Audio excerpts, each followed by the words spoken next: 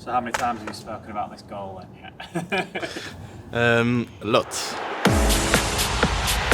That will go down in Leicester City Football Club. Pandemonium. Special moments, special memories. There's anything better than that in the FA Cup final, I don't think. His save really lit up the game. That was equally as important as the goal. If this is instinctive, sometimes the hand you get on it is enough, sometimes it's not. Yeah, I've got to say, honestly, my heart sank when Chile's goal had went in. It'd have been harsh to lose it from there if that goal had counted. As soon as the final whistle went, it was just such an incredible feeling. I'll never forget it. There's no party without Jamie Vardy. I didn't know that I was having to do media. You boys pulling me away again. FA Cup winner, champions, another trophy. What a feeling, what a moment.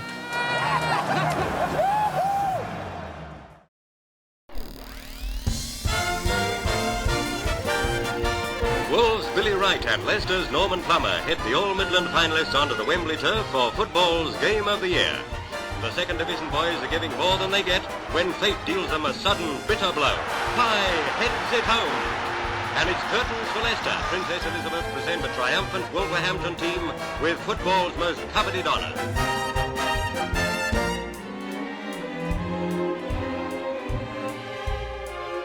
There's a magic all of its own about the cup final. Leicester City on the left in tracksuits and league champions Tottenham Hotspur. And there it was, the match winner. Spurs had won the cup 2-0.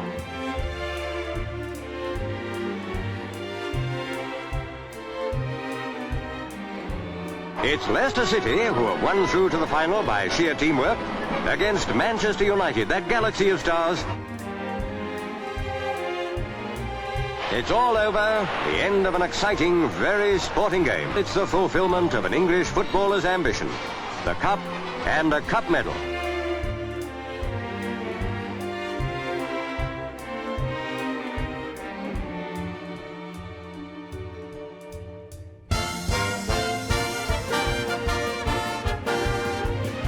Down south at Wembley, cup fever ran high too as Leicester and Manchester City made their appearance in the vast arena, a match which Leicester set in motion. They played in 3 previous finals, but had never been the victors. That was it. Manchester City had won the cup.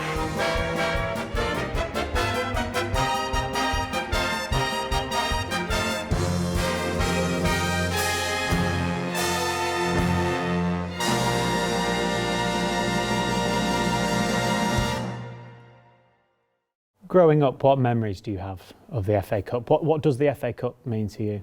Well, I think for a British coach, we, like you say, when we grew up in the times where you didn't have lots of sporting channels on the telly, it was BBC One or ITV, and loved the build-up to it, loved seeing the players and talking about previous games, and then obviously watching the games themselves. Well, my first memory was Sheffield Wednesday against Arsenal in the final. Got took out of school saying I had a dentist appointment, ended up at Wembley, so good day all round. I remember going to the FA Cup final in 2000. It was Chelsea versus Aston Villa.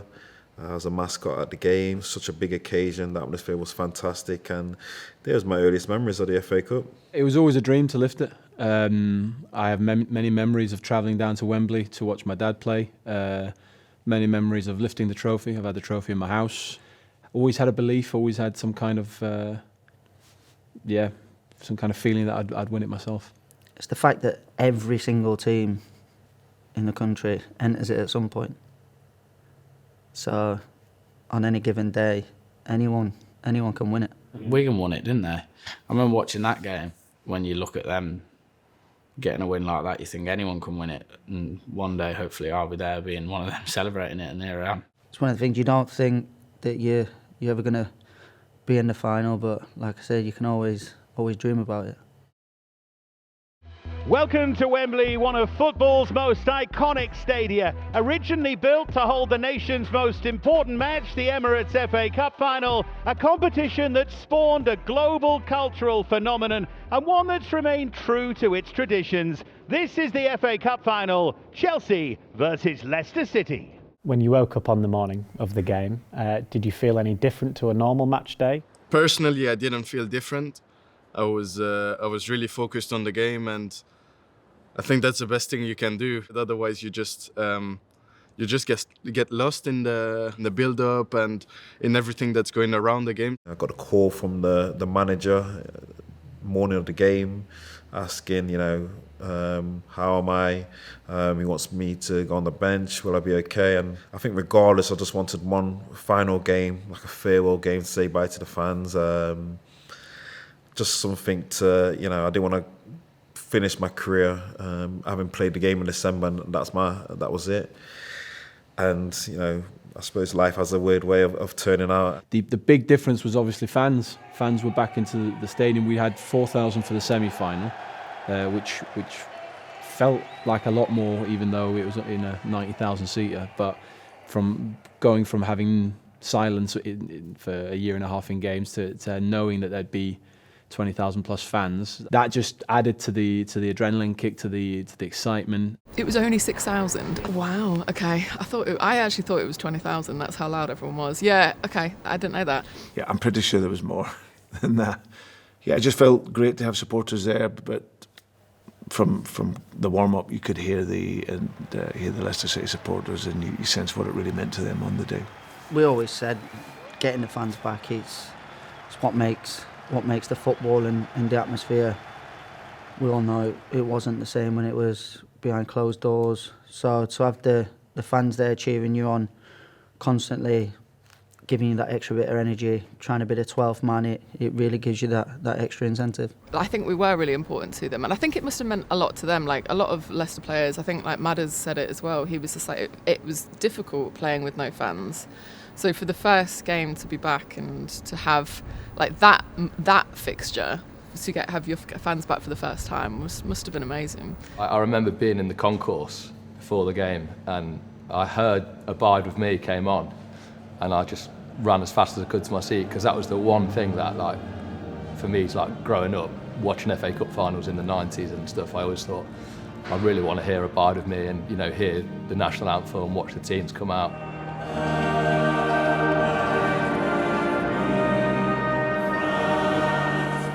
There's always a feeling in the background of this is special, but you kind of just do go into professional mode, boring professional mode of sticking to your routines, not changing things too much. I think the only thing that kind of changes was a little bit of the timing. We went out a little bit earlier and came in a little bit earlier because you have to do all the pre-match stuff with the Royals and things like that. You got to do the lineup and all those things. So that was kind of the only thing that changed. For me, I just wanted to take it as another game because I didn't want to put too much pressure on myself. I, in general, keep things to myself, so even if I'm playing, my dad will text me every day before a game, whether I'm playing or not, or he'll ask me in the week. And I'll be like, I don't know if I'm playing yet, but he always wants to know. But other than that, I don't really tell anyone else until the team sheets come out, and then it's ready to go, and we've got to go and perform. I was never good enough to play in it. Of course, I believe it or not, I played in the early rounds of qualification, and I think it was about the second round as a player or something would have been the most I would have got to. But of course, the next best thing to playing is managing, and I went close with Liverpool. We lost in the semi-final at Wembley, so that was the closest I'd got. But yeah, to go that one step and be there with an opportunity to win was very motivating. Well, I was saying to the lads before the game, I'd been playing for 18 years. I've never got to a final before, so you never know if you're going to get that chance again. So you have to take it, you have to seize this opportunity, and you have to enjoy it. And the only way you enjoy it is by doing the right things and giving everything, so that when the final whistle does go, you've got no regrets. And that for me would have been the worst thing if we'd have come off that pitch regretting something which we didn't. And here comes the FA Cup out onto the pitch. The fireworks have started behind it, and here we go. When you're growing up as a kid, you're watching all of this on the TV, and it's a special moment. When you're at there and you're sort of taking it in, you are actually part of history. You're there as a spectator, but it is the FA Cup, and it's beamed around the world. Everybody's watching it, everybody knows about it, so it was just like taking it in that we're actually here.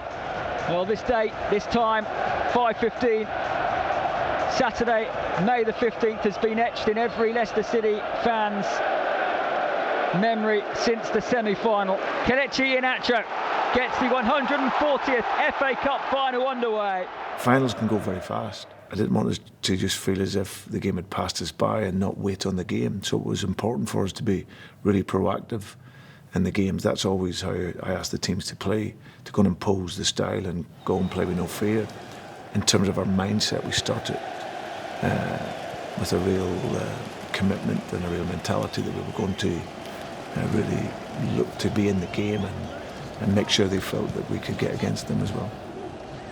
Sitting on the bench, I'm sure it's probably the same for the fans. You know, everyone's a bit nervous. They want to win, but like I said, it's a bit cagey. You know, Chelsea came close a couple of times with some of their attack.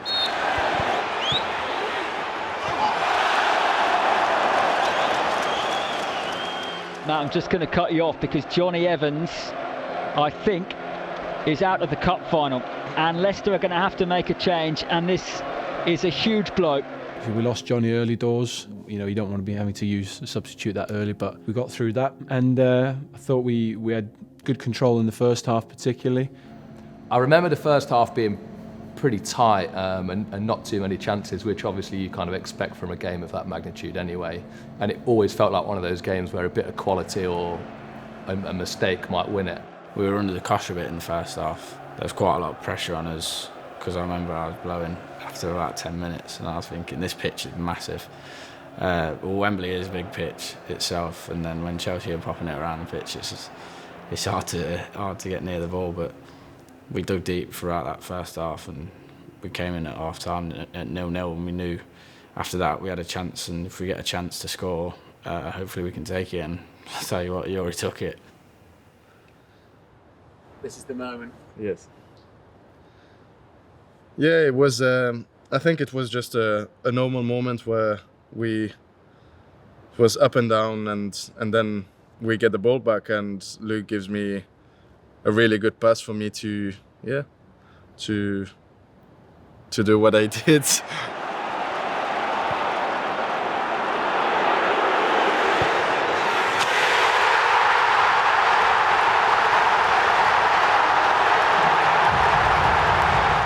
I can't really explain what happened, but I just saw space and time. Yeah, I decided to take the shot, and it went perfectly in. And then from there, it was it was really nice celebrating with the fans again. That was a very special moment. So and then in the replay, it gets better and better. So the angle from behind is the most beautiful, I think. When you see that ball going in top bins. It's really nice. An absolutely incredible strike. And I said it afterwards, it was a strike to win any game. And you just see the supporters and you see the joy that they had in it was incredible. So that was, a wonderful strike. I think I was just to the left of him. It's one of them, when he's hit it, you have an inkling that it's not going to be stopped. And I mean, when you watch the replays as well from behind, you know, as soon as it's left his foot, it's in. So, unbelievable finish. And I always see that clip where Sharky's running off and he's just like this. And you just think, he's thinking to himself, how's he done that? It's one of the most iconic goals in an FA Cup final ever, I think. Well, I was slightly to the side, so when I seen him hit it, I couldn't tell if it was on target. So obviously, I seen the net bulge, and obviously after that, can't really remember a lot of the celebration. But a split second where it went quiet and it just went mayhem. 2 rows behind were on our seat. People were just jumping, and it was just limbs everywhere. Tielemans' goal was the goal that you always score as a schoolboy when you're playing in an FA Cup final. You know, it was the dream goal, and to see it there happen, it was like, pinch me, we're beating Chelsea. Everything just goes in a split second. It's just me and my confidence, and I hit it perfectly. So I was really happy. You probably wouldn't want it to fall to anyone else at that moment in time. I was more amazed that Luke Thomas got an assist, to be fair. I mean, all he did was block the ball and 3-yard pass, and he gets an assist. It's embarrassing. I didn't really dare to celebrate it because that was obviously in the first phase of VAR where they were giving mad decisions on all sorts of things. So I was slightly concerned that something might have been given there. So I didn't really get a chance to celebrate it. We still knew we had 20 odd minutes to hold out, and we knew they were going to pile the pressure on. So it was about keeping our cool after we'd scored that goal. Obviously, you've got to celebrate it like we did. But then when you're back in your own half, you've got to get your focus back on the game.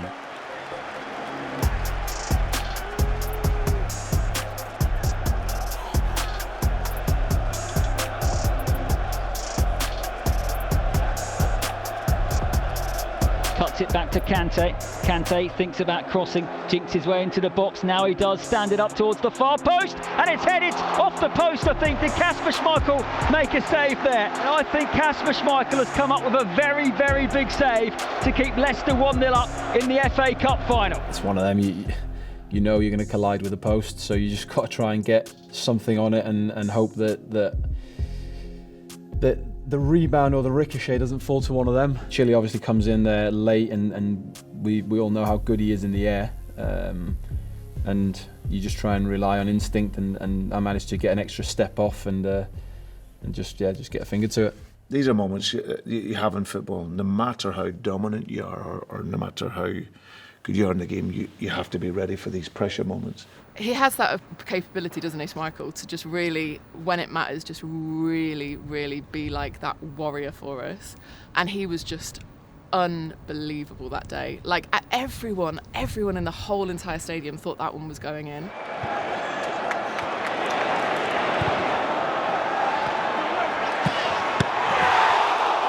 As soon as Mason Mount hit that, I thought that's going in.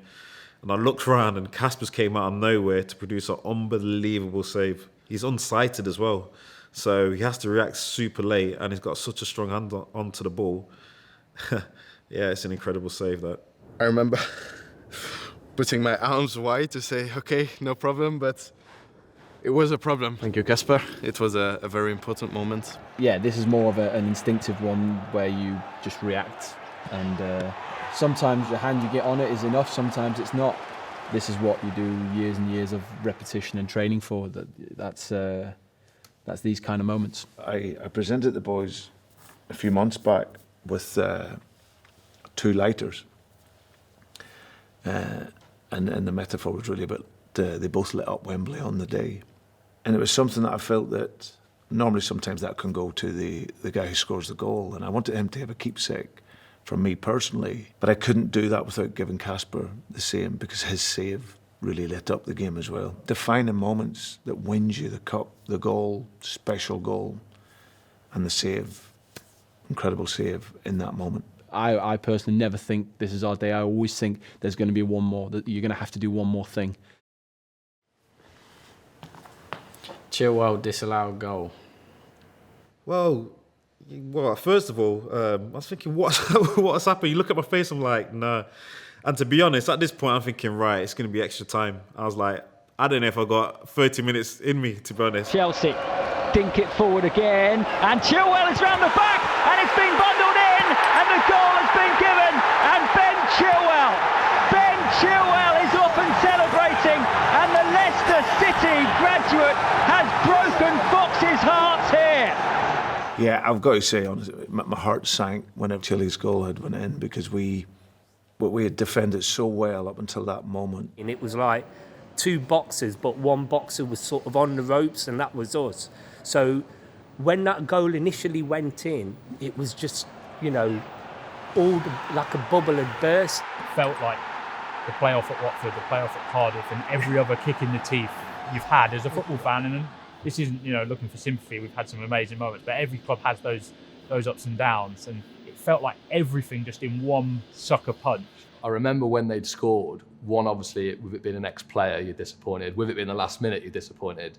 And I remember thinking, if this goes to extra time, we're going to lose, because they've got the momentum. But there was maybe like a minute gap, and obviously the longer it goes on, you start to think, hang on, there might be something wrong with this. I've seen one replay, and it's one of those that is tight. I don't know if there's an official check yet. Imagine it. I think it's cancelled. Chelsea think they've scored. Leicester desperately hope for VAR. VAR check for possible offside. And the goal has been disallowed! The goal has been disallowed! The cheer that went for the goal not to be given was loud. And when you hear it back and you hear some of the recordings of it, it was fantastic, really. You know, in that moment, I don't think there was no players that actually thought VAR could come in and the goal could be, not counted. I didn't even think about VAR, to be honest. I thought, oh, that's a goal, and it's gonna be long. We were already really tired. I was even asking for a handball. I'm not sure why. It's a tight one, very tight, but at the end of the day, it got to the right decision. At 1-0, and with their quality and the level that they have, Chelsea, you just know that they can turn the game in a split second. I was just thinking, let's get us through this. Honestly, after the VAR call, that's when I was asking the referee how long we had left.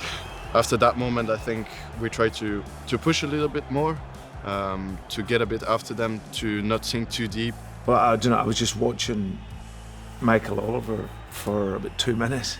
When that final whistle went, it was madness. History makers! 137 years in the making, but Leicester City have finally won the FA Cup! So as soon as the final whistle went,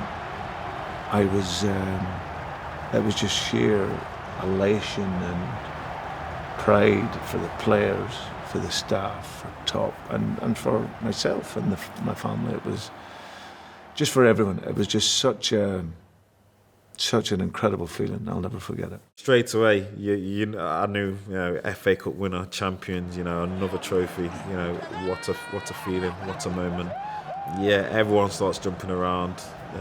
Players are down on their knees. See a few tears from some of the players. You're going to get more silverware. Created history once again for Leicester City, and you've achieved something really special. It was ecstatic with the emotions, but they're all over the place. I don't think you really know exactly what to do at that moment in time. I was just laid face down in the grass. When the whistle went, it was just, you can see from the players' reaction, the fans' reaction is kind of exactly the same.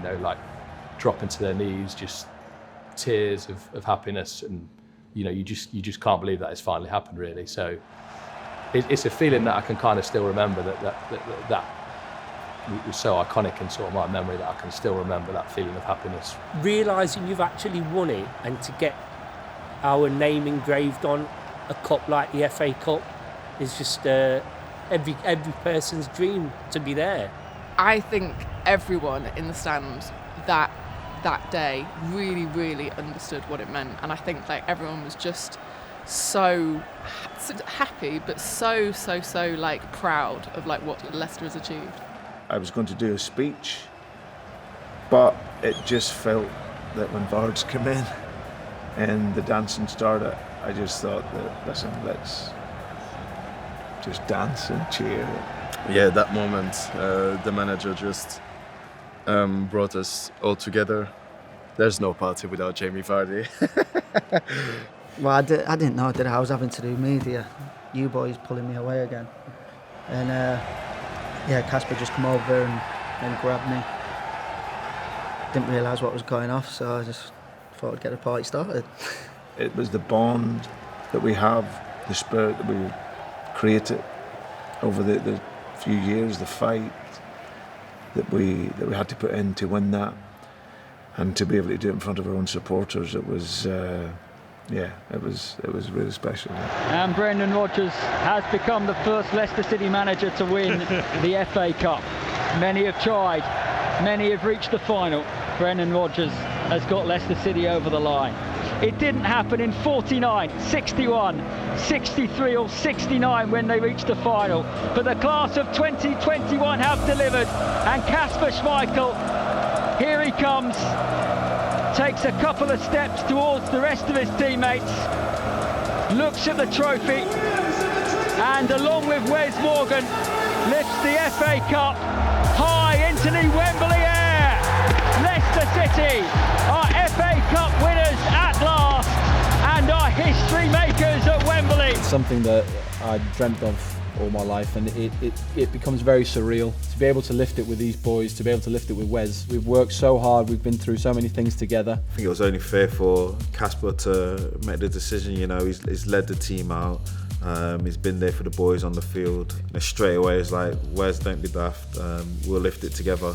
I remember when they put the trophy up, I was just right behind them, thinking, oh, okay, I'm gonna be behind him so I can be on the pictures. And then a few hours later, when I watch the pictures, I'm behind Casper, but no one can see me.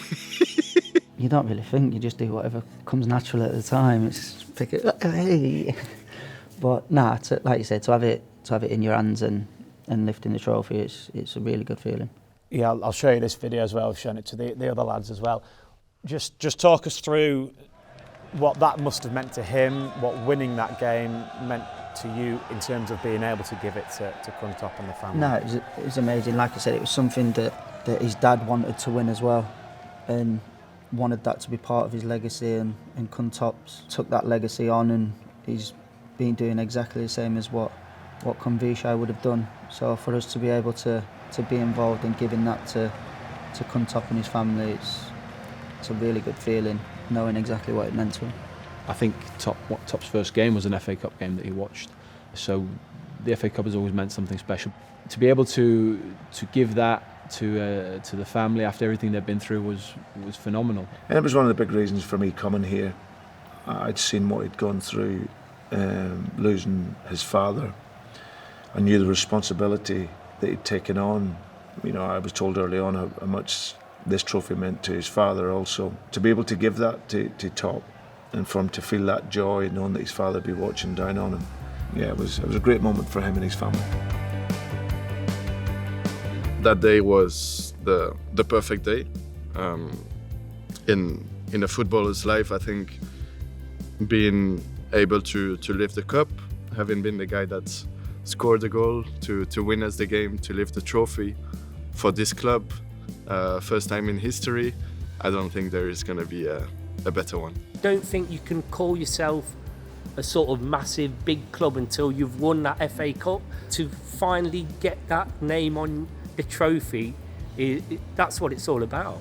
To actually see us win a cup competition when it's knockout, under the arch of Wembley, with all the history that the club's had in the competition, incredible. It creates a bond for us all, I've said, for the rest of our lives. To be the first to do anything is always a really nice feeling.